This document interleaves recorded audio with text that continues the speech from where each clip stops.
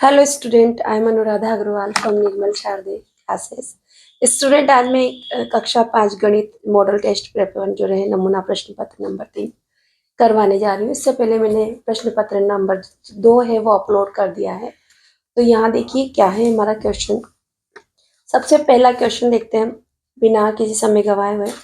मैंने फर्स्ट डाल दिया है और 5th क्लास की पूरी मैथ्स मैंने पढ़ाई हुई है कार्य पत्रक के साथ में, और क्लास 8 की इंग्लिश भी पढ़ाई हुई है, और क्लास 8 के मॉडल टेस्ट पेपर भी मैं जल्दी ही डाल दूंगी। एक तो कुछ पार्ट डाला हुआ है। अधिक कोण कहा जाता है, आपको पता है ना। अधिक कोण किसे कहते हैं? जो 90 डिग्री से अधिक हो, है ना, और 180 से कम हो। तो देखो 90 डिग्री का समकोण, 60 डिग्री का न्यून कोण, 180 डिग्री का क्या होता है आपका सरल कोण, और 135 डिग्री का कोण आपका क्या है? अधिक कोण। तो आपका उत्तर क्या है? द। आपका उत्तर द सही है। क्या है उत्तर? द सही। आप द वर्ड है। चांदी की सहायता से निम्नांकित कोणों का माप और प्रकार लिखना है। तो स्टूडेंट ये चांदा है मेरे पास और मैं इससे कोण का माप लेती हूँ। तो आपको स्टूडेंट ये ध्यान रखना होगा कि जब भी हम कोण का माप लेते हैं ना, तो देखो आपको ये जो काली लाइन है ना, इसको बिल्कुल मिला लेनी। इस जहां से तो स्टूडेंट देखिए यहाँ पर हम चांदी की सहायता से कोण नाप रहे हैं। जहां पर मेरा एक गड्ढा है, बहुत से में नहीं होता, तो आप इस काली धारी से मिलाइए चांदी को, ठीक है, यहाँ से। और मैंने ये इस तरह से पूरा रख लिया। देखो ये लाइन पे लाइन आ रही है और ये लाइन पे लाइन जा रही है, ठीक है। तो ये देखिए मेरा, अगर आपका चांदा हिल जाता है तो कोण के माप में थोड़ा अंतर आ जाता है। तो आपको इस चीज का विशेष रूप से ध्यान रखना है कि आप इसे सही से लगाएं, ठीक है। मैंने यहाँ पर बिल्कुल कर दिया है इसको। तो देखिए मेरी ये लाइन देखो, ये रहा मेरा, है ना, और ये लाइन इस पे जा रही है। यहाँ से जीरो से देखो आप, यहाँ से और जाके 100 और ये 110 डिग्री। तो ये कोण कितना है? 110 डिग्री का। क्या लिखोगे? 110 डिग्री। कोण का नाप लिखना है आपको। नाम है अधिक कोण, तभी तो एक नंबर मिलेगा ना, अधिक कोण। और ये वाला कोण आपको बिल्कुल दिखाई दे रहा है, कौन सा है? 90 डिग्री का समकोण है, 90 डिग्री का। तो इसको भी आप बिल्कुल ऐसे ही रख लीजिए जैसे हमने पहले रखा था। देखो बिल्कुल स्ट्रेट रख लिया ना, ये यहाँ पर मेरा ये, और यहाँ से ये बिल्कुल स्ट्रेट जो रेड लाइन दिखाई दे रही है ना आपको, ये 90 डिग्री पे जा रही है। तो ये 90 डिग्री का कोण। क्या है? 90 डिग्री का कोण, और इसको बोलते हैं समकोण, है ना। इस तरह से आपको लिखना है। तीसरे कोण का मेजरमेंट करते हैं हम। देखो यहाँ पर तीसरे कोण का मेजरमेंट हमारा काली लाइन से बिल्कुल ऐसे मिलना चाहिए, और ये मिल रहा है, ठीक है। आपका मेजरमेंट बिल्कुल सही जाना चाहिए। यहाँ से देखो आप, तो देखो ये 60, ये देखो यहाँ पर 60 और 70 के बीच में जा रहा है ना। थोड़ा सा यहाँ से आपको कम दिखाई दे रहा होगा क्योंकि ये लिखे हुए अक्षर पे आ रहा है। तो ये देखो यहाँ बीच में जा रहा है, तो ये कितना आ रहा है? 65 डिग्री का। कितना डिग्री आ रहा है? 65 डिग्री। और आप जानते हैं 90 से कम कोण को न्यून कोण कहते हैं। तो आपने लिख लिया भी न्यून कोण। और इस तरह से यहाँ तक 7 नंबर आपने अपने पूरे कर दिए। आगे चलते हैं। यहाँ पर क्वेश्चन नंबर हमें क्या कह रहा है? 89,599 तथा 98,599 बड़ी संख्या कौन सी है? तो देखो 89 यहाँ 8 और यहाँ पर 9, है ना। तो 89 से बड़ा 98, तो 98 वाली संख्या कौन सी? ये रही। सब ऑप्शन सही। इस तरह से ये नंबर भी हमारा। भिन्न 1/3 का शाब्दिक अर्थ है किसी एक वस्तु के 3 समान भागों में से एक, 3 में से एक। किसी भी एक वस्तु के हम 3 समान भाग कर ले, जैसे कि मैं ऐसे कर लूँ ये, और इसको मैं 3 पार्ट में डिवाइड कर लूँ इक्वल। तो देखो 3 में से एक भाग छायांकित, आपको बताया था ना स्कूल में, बताते ना टीचर्स। इस तरह से किसी वस्तु के 3 समान भागों में से कोई एक भाग। ऑप्शन अ ही आपका सही है। नीचे दी गई संख्याओं को छोटे से बड़े क्रम में लिखना है आपको, है ना, छोटे से बड़े क्रम में। तो ये क्वेश्चन मैं आपको यहाँ पर पेपर पे सोल्व करवाती हूँ। देखिए आपको क्वेश्चन दिखाई दे रहा है और मेरा ये भी दिखाई दे रहा है। तो यहाँ से सबसे छोटी संख्या देखो, यहाँ पर सब 5 अंकों की संख्या, पहले अंक गिनने आप, सब 5 अंकों की दोनों क्वेश्चन में। तो मैं यहाँ पर है ना प्रश्न संख्या 5 का पहला वाला हल कर लूँ, छोटे से बड़े। 26, 37, 30, 25 और 40। तो सबसे छोटा अंक हमारा आ रहा है यहाँ पर, क्या आ रहा है? 25 वाला, है ना।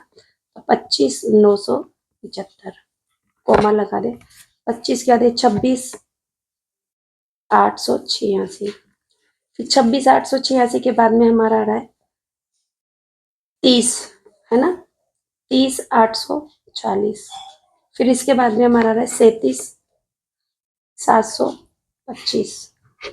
फिर इसके बाद में हमारा सबसे बड़ा नंबर आ रहा है 40,021। इस तरह से हमने कर लिया। सेकेंड पार्ट देखो स्टूडेंट, 59,307, 53,907, 59,703, 57,039, 57,903। देखो सबसे छोटा नंबर हमारा कौन सा है, 53,000, है ना। तो ये तो हम लिख ले, इसमें तो हमारा कोई दिक्कत ही नहीं। तो 53,907, 53,000 के बाद में हमारा कितना आएगा, 57 और 57 वाला, है ना। तो 57 वाली एक संख्या ये एक है ना। अब देखो 57,039 है, 57,000 के बाद में यहाँ जीरो है, यहाँ पर 9 है, तो जीरो वाली संख्या 570 है ना, 570 39। फिर 57,903। ठीक, अब ये भी गया, ये हमने लिख लिया, ये लिख लिया हमने और ये लिख लिया। अब ये दोनों नंबर बचे, तो यहाँ देखो 59,307 और 59,703। तो पहले मैं 307 वाले लिखूंगी, 59,307, और फिर लिखूंगी मैं 59,703। इस तरह से हमने क्वेश्चन भी स्टूडेंट कर लिया। चलते हैं नेक्स्ट क्वेश्चन। स्टूडेंट इसी का थर्ड पार्ट देखिए आप, इसी का थर्ड पार्ट है ना। सब 5 अंकों की संख्या है, 74,443, 74,434, 74,344, 74,444 और 77,555। सबसे कम नंबर कौन सा है, देखो यहाँ पर 74, 74, 74, 74, ये तो सेम है।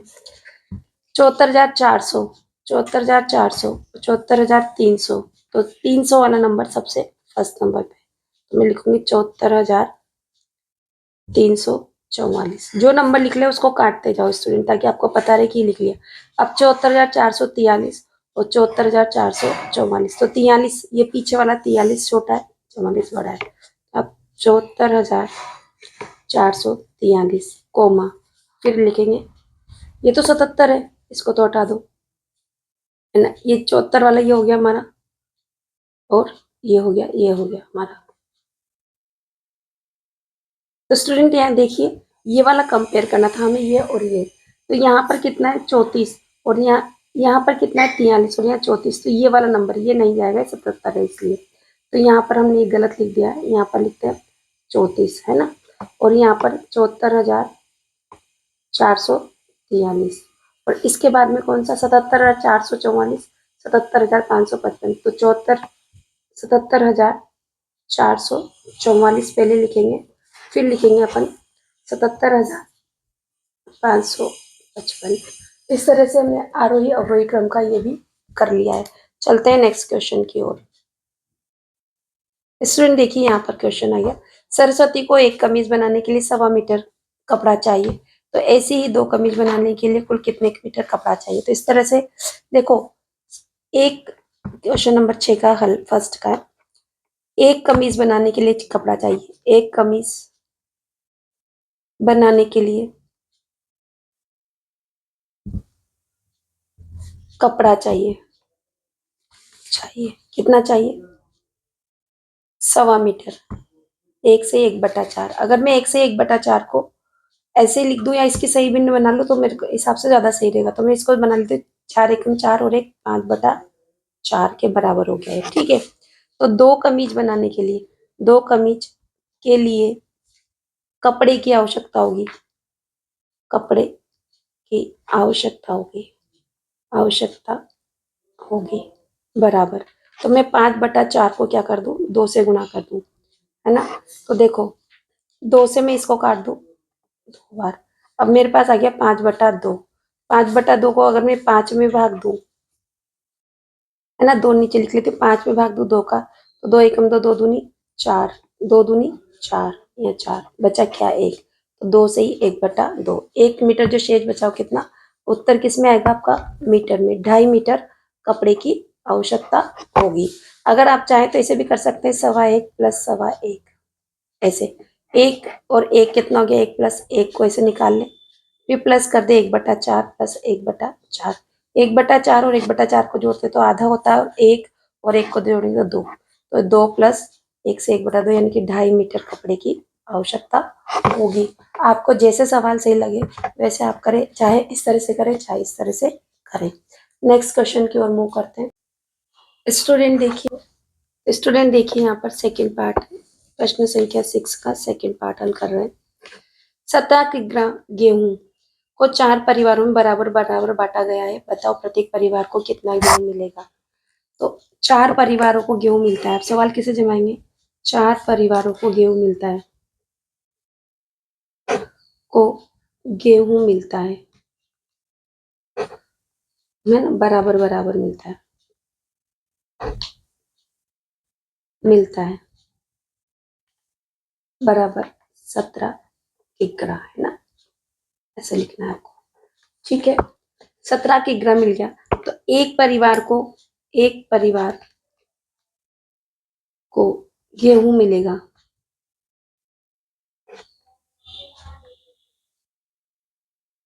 कितने किग्रा मिलेगा। 17 में भाग दे दें हम 4 का, है ना, इसको हम ऐसे भी लिख सकते हैं 17/4।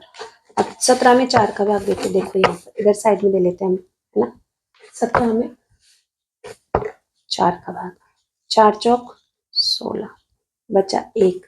जो आपके 4 ही अभी यहाँ नीचे लिखे उनको नीचे ही लिखे दो। 17 में भाग दिया 4 चौक 16, पूरी बार भाग गया 4 बार, शेष बचा 1। तो 4 से 1/4 क्या है आपका किग्रा। एक परिवार को 4.25 किलो गेहूं मिलेंगे, है ना। इस तरह से आपको ये सवाल भी आप आसानी से कर लोगे और यहाँ पर भी आपके 4 नंबर पक्के हैं। क्वेश्चन नंबर आगे चलते बेटा। स्टूडेंट देखिए प्रश्न संख्या 7 क्या कहता है, 10 के आधार पर विचलन लिखना है। 10 को आधार मानते हुए आपको विचलन लिखना है। तो यहाँ देखिए 9 का विचलन क्या होगा, है ना, आपको दिखाई दे रहा है। 9 का विचलन क्या होगा, आप क्या करोगे, 9 माइनस 10 बराबर क्या होगा, -1, क्योंकि विचलन क्या होता है हमेशा प्लस माइनस में आता है। 13 का विचलन क्या होगा, तो 13 माइनस 10 को आधार मानते हुए करेंगे तो +3 आपका विचलन आएगा। 19 माइनस 10 करोगे तो क्या आ जाएगा, +9 आपका विचलन आ जाएगा। इस तरह से आपके 3 नंबर भी आपके अपने हुए। इसके बाद स्टूडेंट क्वेश्चन नंबर 8 क्या कहता है, देखिए क्वेश्चन नंबर 8 को देखते हैं। मोहन के पास 10,000 रुपए है, उसने 4,500 रुपए के गेहूं खरीदे तथा 1,600 रुपए के चावल खरीदे, बताओ उसके पास कुल कितने पैसे हैं। तो स्टूडेंट देखिए 3 नंबर का क्वेश्चन है तो आपको उसी तरह से करना है। सबसे पास हल नंबर 8 आपको उत्तर इस तरह से डालना है वहां पर। तो आप पहले से गेहूं खरीदे है ना, मोहन ने गेहूं खरीदे बराबर कितने, 10,000 रुपए के। कितने खरीदे उसने, सॉरी गेहूं खरीदे उसने 4,500 के। चावल खरीदे कितने, 1,600 रुपए के।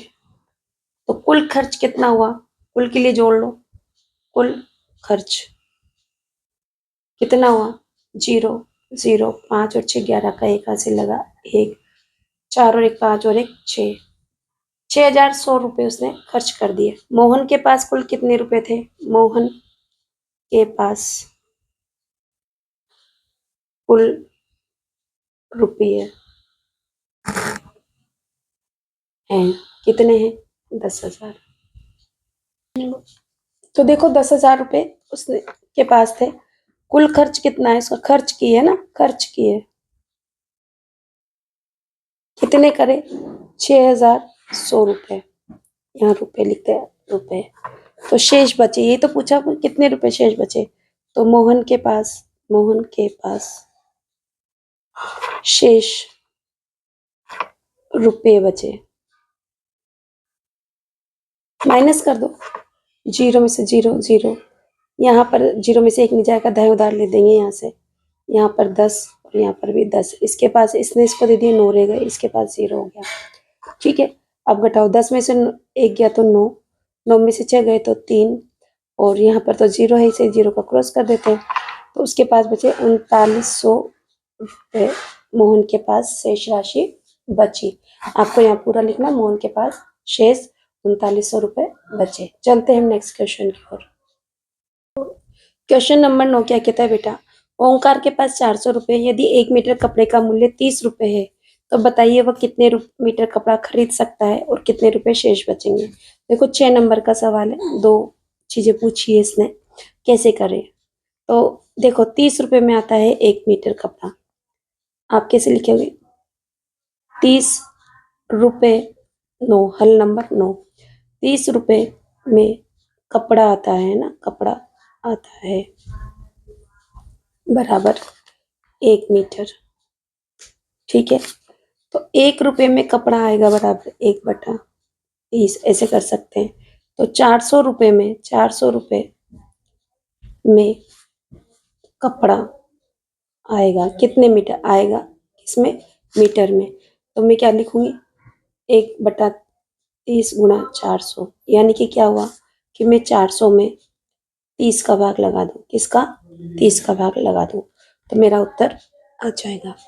तो कैसे करें स्टूडेंट, देखो यहाँ पर हम साइड में ना रफ वर्क कर लेते हैं। इधर 400 में भाग लगाते हैं हम 30 का, तो देखो एक बार भाग दूं, कितना बचा मेरे पास, 30 का भाग देती हूँ 400 में। ठीक है, कितना बार, 40 में दूंगी पहले, एक बार गया, कितना बचा मेरे पास, 1 और 0, 10 बचा, उतारा 0, 100 हो गया, कि 3 तिया 9, यानी कि 90 फिर आ गया मेरा, माइनस करो, कितना बचा 10। तो 10, ये तो 13, ऊपर जो 13 है वो तो है मीटर कपड़ा, है ना, और नीचे क्या बचे, रुपए। ये चीज आपको समझनी होगी। तो 13 मीटर कपड़ा खरीद सकता है, ये तो पूछा ना, बताइए वह कितने मीटर कपड़ा खरीद सकता है। ओंकार 13 मीटर कपड़ा खरीद सकता है, मीटर कपड़ा खरीद सकता है, और शेष 10 रुपए बचेंगे, है ना। इस तरह से आपको पूरा लिखोगे, और ये सॉल्यूशन भी आपको करके देना होगा, ये वाला सॉल्यूशन भी, तब जाके आपको पूरे नंबर मिलेंगे। चलते हैं नेक्स्ट क्वेश्चन के। क्वेश्चन नंबर बेटा 10 देखो, 3 बर्तनों में क्रमशः 20 लीटर, 40 लीटर, 60 लीटर दूध भरा हुआ है। बड़े से बड़ा नाप ज्ञात कीजिए जो तीनों बर्तनों के दूध को पूरा नाप सके। स्टूडेंट, अगर सबसे पहले बड़े से बड़ा बर्तन जब इस तरह से लिखा है, बड़े से बड़ा नाप है, पूरा पूरा भरना, यानी कि आपको गुणनखंड देखना है। सीधी सी बात है कि ये किसी एक के साथ कौन सा पहाड़ है जिसमें सबसे सभी आते हैं। तो देखो 20 के पहाड़ में 20 भी आते हैं, 40 भी आते हैं और 60 भी आते हैं। तो सबसे बड़ा बर्तन 20 लीटर का होगा, किसका होगा, जिससे ये तीनों 20 और 40 और 60 लीटर दूध पूरी बार मापा जा सकता है। ये तो ओरली हो गया, पर इस क्वेश्चन को करें कैसे, क्योंकि 6 नंबर का क्वेश्चन है स्टूडेंट, थोड़ा बड़ा तो करना ही होगा ना। तो देखो आपको लिखना होगा हल नंबर 10, 20 के गुणनखंड है ना, 20 के गुणनखंड, यानी कि 20 किस किस के पहाड़े में था, तो 1 गुणा, मैं इधर रफ कर देती, 1 गुणा 20, 2 गुणा 10 में भी 20 आ जाते हैं, है ना, 4 गुणा 5 20, फिर और देखो 10 हो गया, 20 हो गया, बस इतने ही है। अब यहाँ पर देखते हैं 20 के गुणनखंड 1, 2, 4, 5, 10 और 20 का पहाड़ा। ठीक है, ये गुणनखंड हो गए। 40 के गुणनखंड करूं तो 1 गुणा 40 होते नहीं होते, बराबर 40। 2 के पहाड़े में भी अगर 20 बार करूं तो 40 आ जाते हैं। फिर 8 पंजे 40 होते ही नहीं होते, ऐसे कर करके देख लो। और फिर किसका है, अब इसके अलावा मुझे तो नहीं लगता, अगर आपको याद हो तो आप बताना, है ना। 10 गुणा 4 भी तो होता है, में वहाँ होता है ना 40, और इसके अलावा कुछ और आपको याद हो तो बताना। तो यहाँ पर 20 के गुणनखंड लिख दिया, लिखो 40 के गुणनखंड, मतलब किस किस के पहाड़े में आया, तो 1 के पहाड़े में आया, 2 के पहाड़े में आया, 4 के पहाड़े में आया, 5 के पहाड़े में आया, 8 के पहाड़े में आया, 10 के में आया, फिर 20 और फिर 40 के में तो आना ही आना है। ठीक है, अब हमें क्या है, 60 के गुणनखंड, 60 के गुणनखंड, 60 किस किस के पहाड़े में आते हैं, तो आप ऐसे, जैसे मैंने भी करके देखा ना, आप ऐसे करके देखो, आपको दिख रहा होगा ना यहाँ पर, देखो 1 के पहाड़े में 1 गुणा 60 तो होते ही होते हैं, 2 गुणा 30 कर दूं तो भी 60 होंगे, 3 गुणा 20 कर दूंगी तब भी 60 मिलेंगे, 4 गुणा 15, 4 15 60, है ना, तो भी 60 आ गया आपका। 10 के पहाड़े में करूँगी मैं 6 बार, तब भी मेरे 60 आ गए। और फिर कौन सा, अब मुझे नहीं लगता इसके अलावा कोई पहाड़ा है। अगर आपको याद है तो आप बिल्कुल बताओ, है ना। 12 के पहाड़े में भी आता है 5 12 60, 5 के पहाड़े में 12 12 आ गया, है ना। तो अब इसके गुणनखंड किस किस के पहाड़े में, 1 के पहाड़े में, 2 के पहाड़े में, 3 के पहाड़े में, है ना, 4 के पहाड़े में, 5 के पहाड़े में, 6 के पहाड़े में, 10 के पहाड़े में, 12 के पहाड़े में, 15 के पहाड़े में, और 20 के पहाड़े में, और 30 के पहाड़े में, और किसके में है आपका, जिसके में भी आपको याद हो मैं 60 लिख देती हूँ, ठीक है। तो देखो सबसे बड़े से बड़ा बर्तन, तो सबसे बड़ा कॉमन फैक्टर क्या है इसका, ये रहा 20 का, है ना। मसहफ में सबसे बड़ा नंबर ही तो निकाला जाता है। तो आप यहाँ लिखो, यहाँ पर है ना समान गुणनखंड, 20 40 का समान गुणनखंड, है ना, 20 40 व 60 के समान गुणनखंड।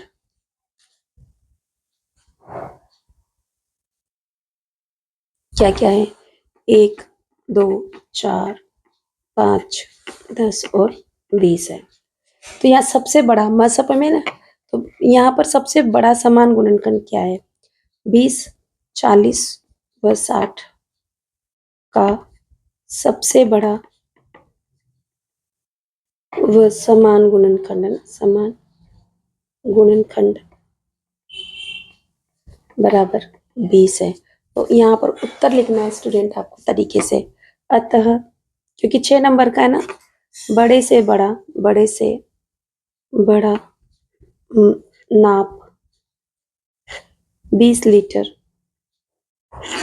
होगा, जो तीनों बर्तनों के दूध को पूरा पूरा नाप सकता है। इतना बड़ा सवाल करोगे ना स्टूडेंट, देखो ये पूरा इस तरह से पूरा सवाल जब आप लिखोगे ना, तभी आपको पूरे नंबर मिलेंगे। चलते हैं नेक्स्ट क्वेश्चन की ओर। स्टूडेंट देखिए यहाँ पर छूटे हुए अंक लिखना है। सबसे पहले यहाँ क्या है, माइनस का निशान है। आपको ये सब चीजों का ध्यान रखना है। यहाँ देखो, यहाँ ऐसा कौन सा नंबर लिखे जो जिसमें से 7 घटाने पर हमारे 5 बचे। तो आप स्टूडेंट जब घटाने का सवाल है आप उल्टा चल सकते हो। तो यहाँ 5 जो है ना, तो 5 और 7 को जोड़ लो तो 12 होते हैं, होते नहीं होते। 12 में का यहाँ पर क्या लिखा जाता है, इकाई का अंक 2। अगर 2 में से मैं 7 घटाऊं तो 5 बच सकते, नहीं बचते, क्योंकि जब मैं दाएं उधार लूंगी तो 12 हो जाएंगे, होंगे नहीं होंगे। और 12 में 7 गए तो क्या बचे, 5। इस तरह से देखना है। अब आपने यहाँ दाएं उधार ली तो आपके पास यहाँ कितना बचा, 4। 4 में से ऐसा क्या घटाया जाए कि उत्तर 4, तो 4 में 0 प्लस करके देख लो। जैसे हमने प्लस किया तो क्या होगा, 4 ही। 4 में से 4 घटाएंगे तो उत्तर 0 हो जाएगा। अब दाएं उधार ली ही नहीं हमने, तो 6 में से 3 गए तो 3। तो इस तरह से आराम से 3 नंबर आपके फ्री के आपको मिल गए। ऐसे कुल कितने अंक है जिनका गुणा 5 से करने पर इकाई का अंक 5 प्राप्त होता है। तो स्टूडेंट यहाँ से देखो, इस क्वेश्चन को मैं थोड़ा कागज पे समझाना चाहूंगी कि देखो अंक कहाँ से है ना, 1 से 9 तक, 1 से 9 तक अंक होते हैं आपके, है ना, अंक ऐसे ध्यान रखें। 1 को मैं 5 से गुणा करूं तो 5 इकाई का अंक मिला, नहीं मिला, बिल्कुल इकाई का अंक देखना है। फिर 2 को मैं 5 से गुणा करूं तो मुझे क्या मिला, 10। 3 को मैं 5 से गुणा करूं तो कितना मिला, 15।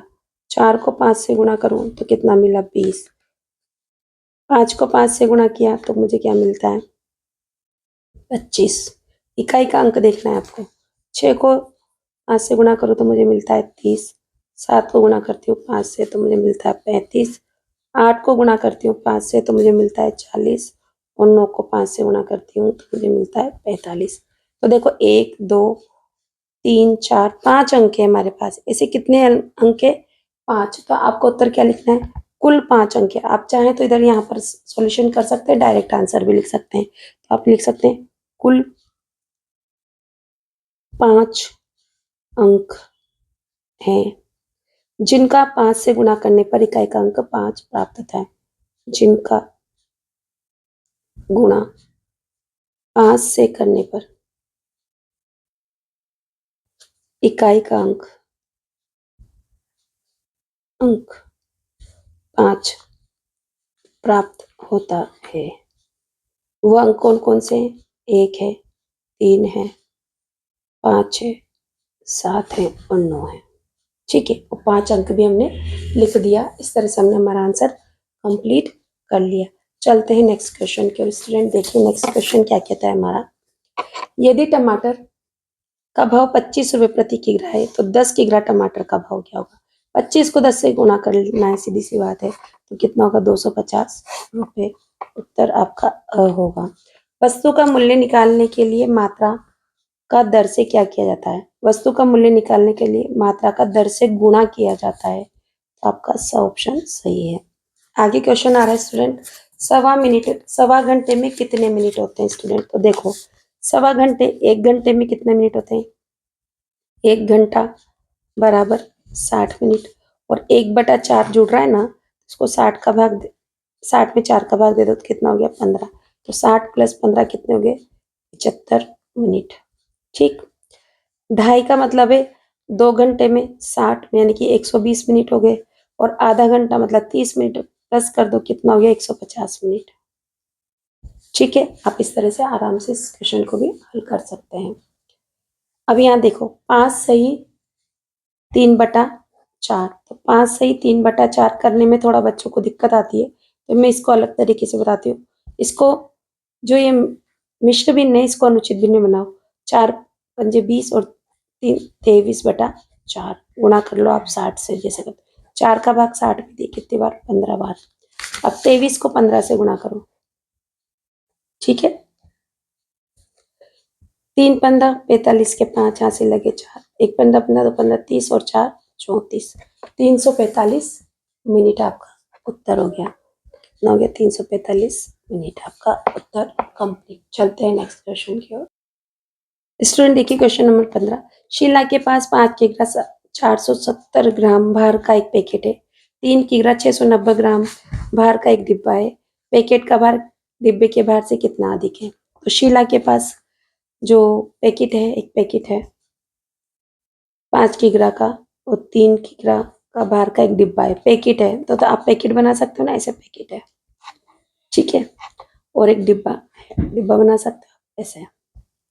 इसका भार 5 kg है और 470 ग्राम, और इसका 3 किग्रा है ना, 690 ग्राम। तो आपको पता लग रहा है देखने से कि पैकेट का भार अधिक है, डिब्बे का भार कम है। और ये बताना पैकेट का भार डिब्बे के भार से कितना अधिक है। तो लिखते हैं हम पैकेट का भार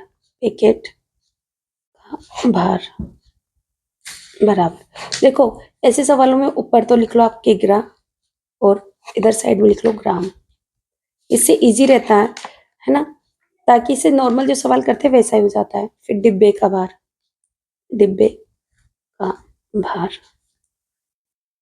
बराबर कितना है? 5 किग्रा। किग्रा के नीचे किग्रा लिखो। ग्राम कितना है? 470 ग्राम। यहाँ 3 किग्रा 690 ग्राम। अब सवाल सोल्व करते हैं। कम या ज्यादा का होता है तो पैकेट का भार अधिक है ना, पैकेट का भार अधिक है। चलो घटाते, 0 में से 0 गया 0, 7 में से 9 नहीं घटाया, दाएं डाली 17, 17 में से 9 गए तो क्या बचे? 8। यहाँ रह गए 3, 3 में से 6 नहीं जाएंगे, दाएं डाली 13, 13 में से 6 गए तो 13 में से 6 गए तो बचे 7। और यहाँ पर रहेगा आपके 4, 4 में से 3 गए तो बचा 1। तो अपन क्या कहेंगे? 1 किग्रा, यहाँ लिख लो 1 किग्रा और यहाँ लिख लो ग्राम। तो लिखो पैकेट का भार देखिए, पैकेट का भार 1 किग्रा 780 ग्राम अधिक है डिब्बे के भार से।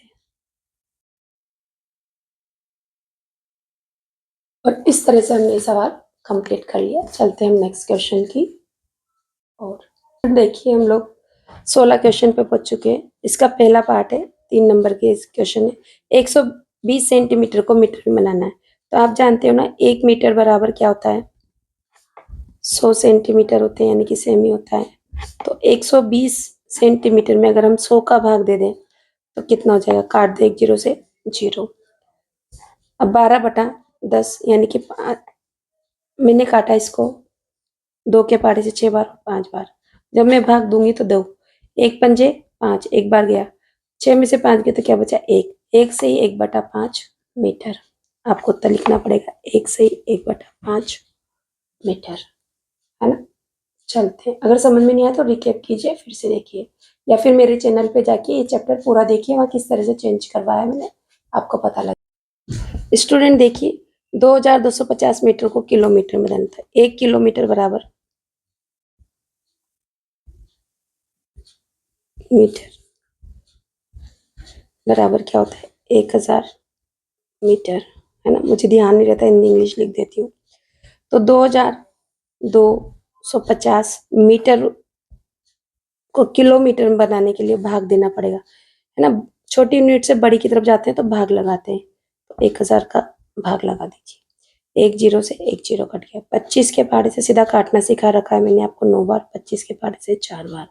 अब सीधा सीधा भाग दो, 4 नीचे लिखो, 4 का भाग 9 में दूंगी 2 बार जाएगा, 1 चौक 4, 2 चौक 8, 9 में से 8 घटाएंगे क्या बचेगा 1, 2 से 1/4 किलोमीटर, 2 से 1/4 किलोमीटर आपका उत्तर हो गया।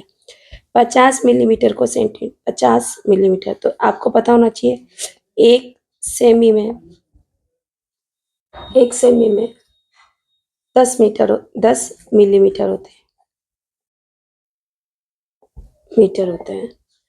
तो यहाँ पर देखो 50 मिलीमीटर को सेंटीमीटर बनाने के लिए मैं किससे भाग दूंगी, 10 का। तो 1 जीरो से 1 जीरो काट दिया, क्या बचा 5 सेंटीमीटर। ये भी हमने आराम से शांति से बिना किसी परेशानी के कर लिया। चलते हैं नेक्स्ट की ओर। स्टूडेंट देखिए क्वेश्चन, एक कमरे के फर्श की लंबाई 8 मीटर, चौड़ाई 7 मीटर है। इस कमरे में ऐसी दरी बिछी जो फर्श को पूरा पूरा ढक लेती है, इस दरी का क्षेत्रफल ज्ञात कीजिए। क्षेत्रफल क्या होता है, लंबाई गुणा चौड़ाई। तो 8 और 7 को गुणा कर लो, कितना हो गया 56 वर्ग मीटर, है ना। वर्ग लगाना जरूरी होता है क्षेत्रफल में, उत्तर हमने लिख लिया। बट आपको तरीके से करना है क्योंकि 3 नंबर का है। तो यहाँ पर देखो सवाल में कराती हूँ आपको बिल्कुल सही तरीके से। यहाँ से कमरे की फर्श की लंबाई, सबसे पहले मैं हमेशा जब अपनी हर वीडियो में बताती हूँ कि आप ऐसे आयत बना लो, ठीक है, बना ली, क्योंकि लंबाई और चौड़ाई दी है तो आयत है। और पूरा पूरा ढकने की बात आ रही है, क्षेत्रफल निकालना है, तो आपको ऐसे डिजाइन बनाना ताकि आपको याद रहे कि क्षेत्रफल का सूत्र लगाना है। तो यहाँ पर लंबाई कितनी दे रखी है, लंबाई बराबर 8 मीटर, और चौड़ाई यहाँ होती तो ये होगी 7 मीटर, बराबर क्या है चौड़ाई, ठीक है। तो लिखो कमरे का फर्श, है ना, आयत का क्षेत्रफल, हल नंबर 17 है ना, आयत का क्षेत्रफल बराबर कमरे के फर्श का क्षेत्रफल है, क्षेत्रफल, क्योंकि दरी बिछानी है, जब बिछाते हैं तो प्रत्येक इंच पर बिछाई जाती है ना। तो यहाँ पर देखो आयत का क्षेत्रफल का सूत्र लिखना है, आयत का क्षेत्रफल बराबर लंबाई गुणा चौड़ाई। लंबाई कितनी दे रखी है 8 मीटर, है ना, गुणा चौड़ाई कितनी है 7 मीटर। मीटर को मीटर से गुणा करते हैं तो वर्ग मीटर हो जाता है, ध्यान रखना है। 8 और 7 को गुणा 8 7 56 वर्ग मीटर। तो आपको इस दरी का क्षेत्रफल यहाँ लिखना, दरी का क्षेत्रफल बराबर 56 वर्ग मीटर। आई होप आपको वीडियो पसंद आ रही होगी। प्लीज़ अगर पसंद आए तो मेरे चैनल को लाइक शेयर सब्सक्राइब जरूर कीजिए। स्टूडेंट देखिए, यदि एक आसन की लंबाई 20 सेमी और चौड़ाई 25 सेमी है तो वह फर्श पर कितना स्थान घेरी। जब कोई वस्तु किसी धरातल पर या तल पर स्थान घेरती है तो मतलब क्षेत्रफल निकालना होता है, ये बात आपको समझनी होगी। तो सबसे पहले फिर जैसे मैं हर वीडियो में करती हूँ वैसा यहाँ पर भी करती हूँ। मैंने एक आयत बना लिया और मैंने लंबाई लिखा, यहाँ पर लंबाई बराबर 30 सेमी और चौड़ाई बराबर मैंने लिखा 25 सेमी। ये क्या है, बराबर चौड़ाई। ठीक है, तो यहाँ पर लिखो आसन का क्षेत्रफल है ना, आयत का क्षेत्रफल कौन सा कर 17 का सेकेंड, आयत का क्षेत्रफल बराबर आसन का क्षेत्रफल, आसन का क्षेत्रफल। यहाँ अब आयत का क्षेत्रफल का सूत्र लगा दो, आयत का क्षेत्रफल, क्योंकि स्थान घेरना मतलब क्षेत्रफल। सूत्र बार बार लिखना है बेटा, लंबाई गुणा चौड़ाई, चाहे तो पूरा या चौ लिख के भी लिख दें चलेगा।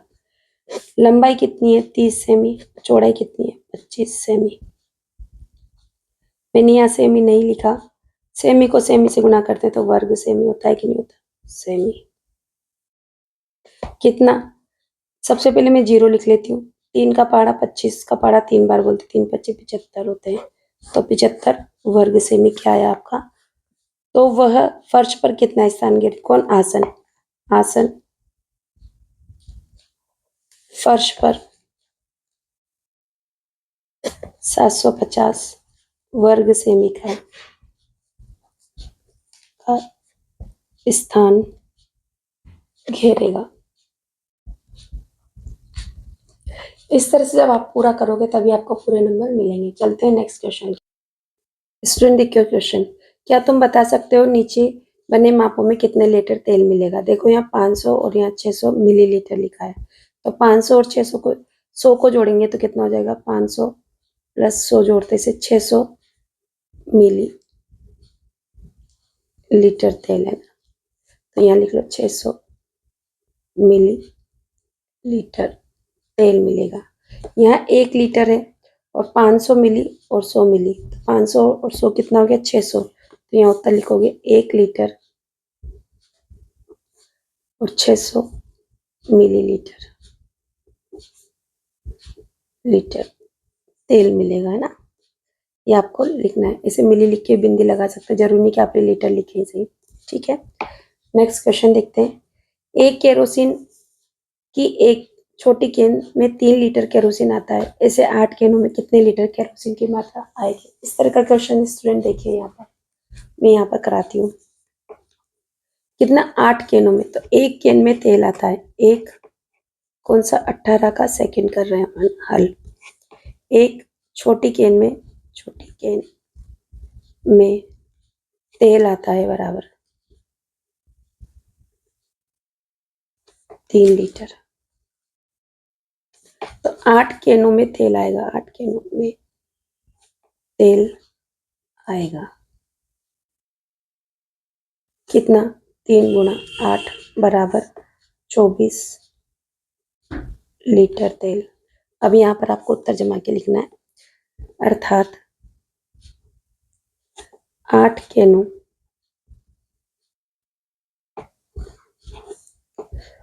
में कुल 24 लीटर केरोसिन, तेल कौन सा है, केरोसिन है ना, तेल आएगा, है ना, तेल आएगा। या केरोसिन, ये तेल नहीं तो आप केरोसिन वर्ड डाले जब से आएगा, है ना, इस तेल की जगह आप केरोसिन लिख सकते हैं और लिखना चाहिए। ठीक, चलते हैं नेक्स्ट क्वेश्चन की। स्टूडेंट देखिए यहाँ पर आंकड़ों का प्रबंधन पैटर्न की समझ, 3 में ऐसा क्या जोड़े कि 8 हो जाए, तो 3 में मैंने 5 जोड़े तो 8 हो गए, 8 में 5 जोड़े तो 13 हो गए, 13 में 5 जोड़ूंगी तो 18 होने चाहिए थे, और 18 में मैं 5 जोड़ूंगी तो 23 सही था। तो गलत पद कौन सा है मेरा, गलत पद बताना है, तो गलत पद मेरा 17 है, क्योंकि यहाँ 18 आना चाहिए था, तो ये अब देखो दिए गए पैटर्न को आगे बढ़ाना है। पैटर्न में मैंने आपसे कहा था कि आप प्लस का साइन बना लो, इस तरह से बना लिया। अब ये एरो जो जा रहे ना, ये इधर जा रहे ना, यहाँ पर ये, ठीक है। फिर ये एरो इस तरह से नीचे की तरफ उतर रहे हैं, घड़ी की दिशा में देखो आप, है ना। फिर ये एरो इधर जा रहे हैं ना, तो अब एरो कहाँ जाएंगे, ऊपर, ऐसे ऐसे, है ना। ये वाला आपका उत्तर सही है, तो ऐसे ऊपर जाने वाले एरो हमारा अ है।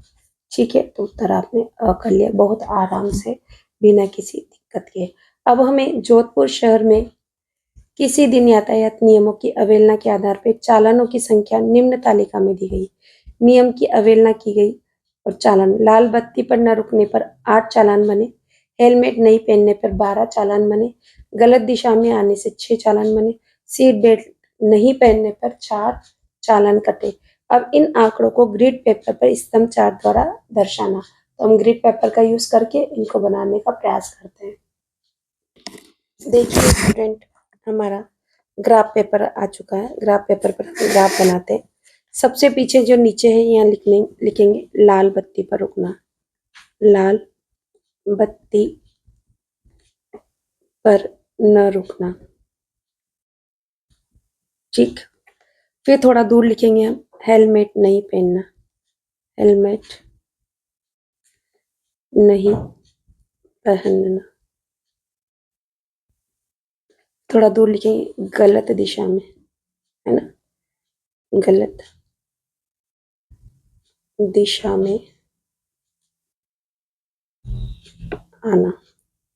थोड़ा हैंड राइटिंग का इशू हो सकता है, थोड़ा लिखने में दिक्कत आ रही है यहाँ पर, है ना। देखो हमने क्या किए, 2-2 ब्लॉक छोड़ छोड़ के लिख रहे हैं। यहाँ से 2, ये, फिर यहाँ से 1-2 छोड़ा, फिर ये लिख दिया ये ऐसे, फिर 1-2 छोड़ा ये, फिर से मैं अब यहाँ से 1-2 छोड़ के यहाँ लिख रही हूँ। यहाँ पर सीट बेल्ट है, सीट बेल्ट नहीं पहनना, ठीक। ये आपको नीचे दिखाई दे रहा है ना। अब यहाँ साइड में मुझे नंबर डालने हैं। यहाँ पर देखो क्या डालूं, 1, चालानों की संख्या 12 तक है मेरे पास, 1 2 3, डार्क लाइन पे डालना है, 4 5 6 7 8 9 10 11 12 13 भी हम डाल सकते हैं, ठीक है। हमने डाल दिया, आपको पूरा दिख रहा होगा, है ना, ये, ठीक है। और हम चलते हैं आगे। स्टूडेंट देखिए लाल बत्ती पे कितने चालान बने, 8। तो मेरी लाल बत्ती ये रही यहाँ पर और चालान मेरे 8 ये रहा। कहाँ से, देखो मैंने यहाँ से लिया, ठीक है। तो यहाँ से मैं जाऊँगी 8 तक, मेरे 8 ये दिख रहे हैं यहाँ पर 8, ठीक है। और मैंने यहाँ से इस तरह से ले लिया और इधर से भी ये जो डार्क लाइन है ना, इस पर सीधे सीधे चलना है आपको ये, और ऊपर से मिला देना है ऐसे। और फिर यहाँ पर अपने हिसाब से छोटी छोटी लाइनें खींच के इसको शेडेड पार्ट कर दो ताकि सुंदर लगे, ठीक है। आप लोग कर लेना ये काम, है ना। फिर मैं हेलमेट नहीं पहनने पर चालानों की संख्या बनी हमारी 12। तो हमारे 12 कहाँ है, यहाँ पर। तो मेरी लाइन यहाँ पर, यहाँ से यहाँ तक बनी 12, ठीक है। आप कॉलम फिक्स कर लें और इधर से भी ये 12, और स्केल से ही लाइन डाले बेटा। उससे क्या होता है, स्ट्रेट लाइन आती है ना, सुंदर लगता है। सुंदरता के भी तो नंबर मिलते हैं ना बेटा। और आप यहाँ पर भी पूरे में डाल लेना, ठीक है। गलत दिशा में न आने पर, गलत दिशा में आने पर 6, है ना।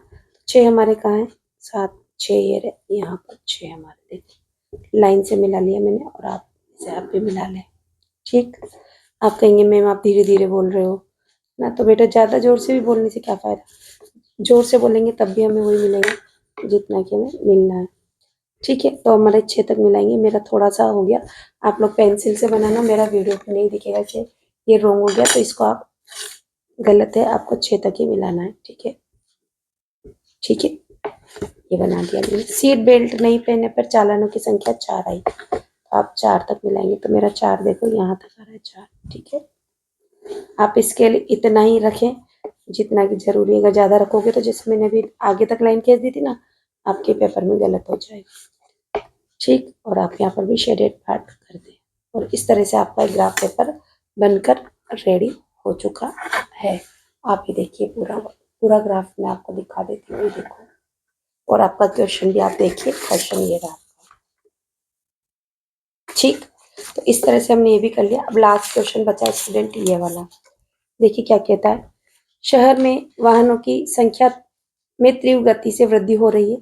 जयपुर शहर में एक दिन में पंजीकृत वाहनों की संख्या को निम्न सारणी में दर्शाया गया है। बस कितनी है, 1 2 3, टेली मार्क्स पढ़ो, 3 संख्या।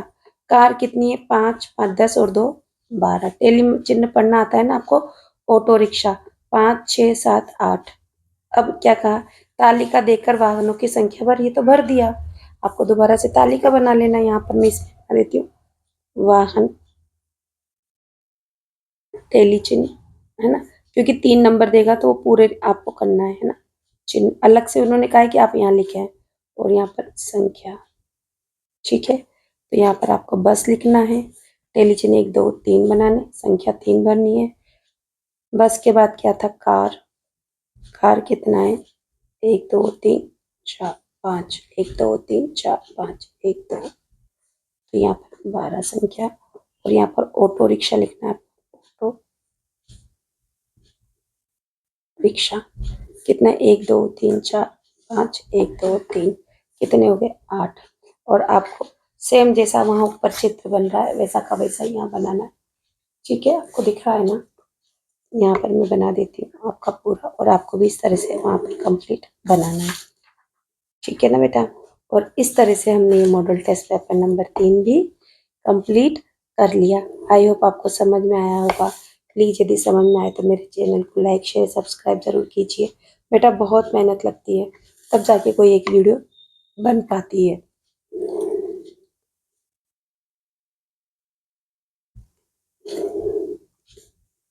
आपको पेपर में बिल्कुल ऐसे बनाना है ताकि आपके कहीं से कोई नंबर नहीं कटे। मैं यही चाहती हूँ कि आप लोगों का एक भी नंबर कहीं से कहीं तक भी नहीं कटे। और हमने इस तरह से टैली चिन्ह बना लिया और इस तरह से हमने मॉडल टेस्ट पेपर नंबर 3 भी कंप्लीट कर लिया। Thank you for watching my channel. बने रहिए मेरे साथ और करते रहिए model test paper solve. Thank you.